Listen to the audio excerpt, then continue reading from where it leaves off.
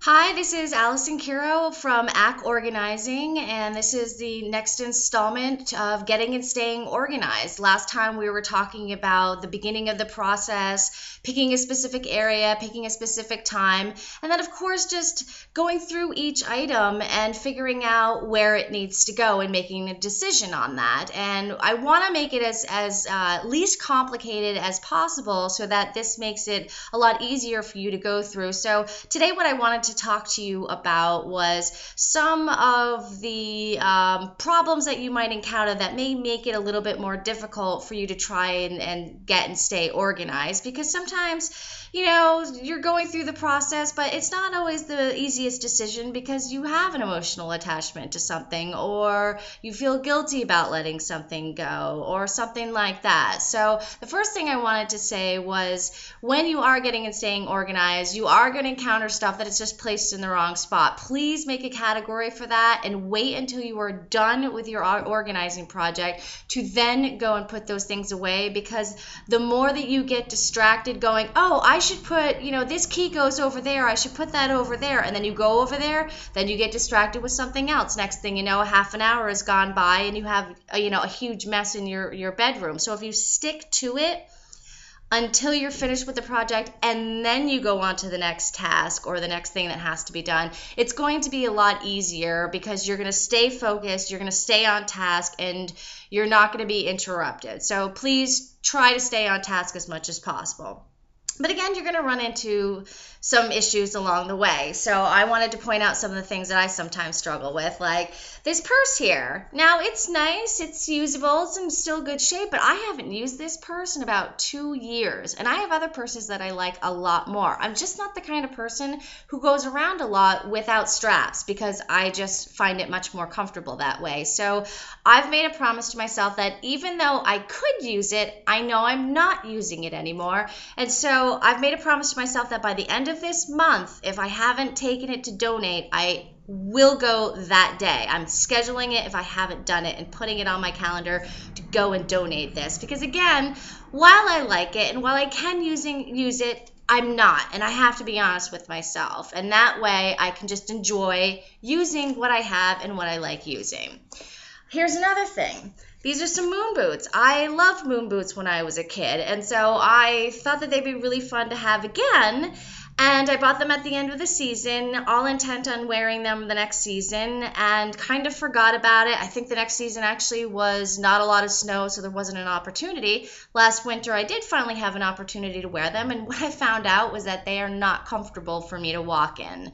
They're just not built for my type of foot. So I don't enjoy trying to walk in these, and I haven't worn them since. So now I've had these for a couple of years, and I feel bad because I bought them and I really like them, but I can't find a practical use for them. But I know other people will. Other people are going to love walking in these. So again, I have to be honest with myself, realize that it's just taking up space in my home and in my brain that I don't need there anymore.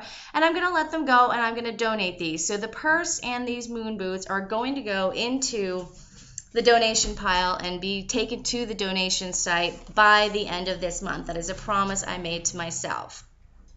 The other thing that you're going to encounter is, magazines, subscriptions, things like that. You get one and sometimes you just get busy and you didn't have time to read it. And then the next one comes in and then you've got two. And so then the pressure starts mounting. Oh my God, I've got to read this, but I don't have time. Then it seems more like a chore than something that you enjoyed doing in the first place.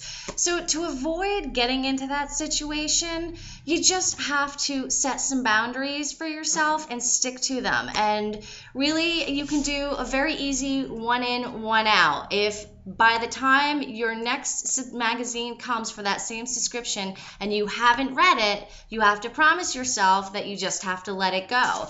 Or you can wait until you have two. The choice of the number is up to you, but you have to be honest with yourself. If you have it up to 5, do you really think you're going to sit down one day and read 5 different magazines at the same time? Probably not. It's probably going to be piling up, piling up, piling up. In the back of your mind, you're feeling like you're a failure because you haven't done something that you want to do, haven't found the time. And that's okay, but I don't want you to feel like a failure. So you have to set a boundary. And maybe it's if you have so many of them that you haven't read, maybe it's time to just not have that subscription anymore and maybe come back to it at a time when you do have more time to devote to it. But at this point, if you've got subscriptions coming in each and every month or week or whatever it is, and you're not reading them, all you're doing is putting more pressure and stress on yourself and paying money for something you're not even using. So, this will save you time and money is if you're practical about what you do have time for and what's truly important to you. So, I hope these 3 tips today help you a little bit in getting and staying organized. And there's always going to be a couple of things that get into your way and you have a difficult time making a decision on. If you reach those and you really can't make a decision, that's okay. You can also have a category that is I'll come back to this later. Maybe put it in that category, put it in a box, put a 6-month, I'll get back to this in 6 months and make a decision, whatever the timeline is that you're comfortable and works with your life. And if you really haven't looked at these things or missed any of them within that time period, maybe it's time to be honest with yourself that you're not using it and you're not enjoying it and you certainly don't need it and it's time to part ways. But if you're really struggling to make a decision and it's getting in the way of the rest of your organizing, it's time to just put it away for now. You don't always have to make an immediate decision, and that's okay. So stay tuned for the next time that I put out another video with more tips to getting and staying organized. This is Allison Kiro from ACK Organizing.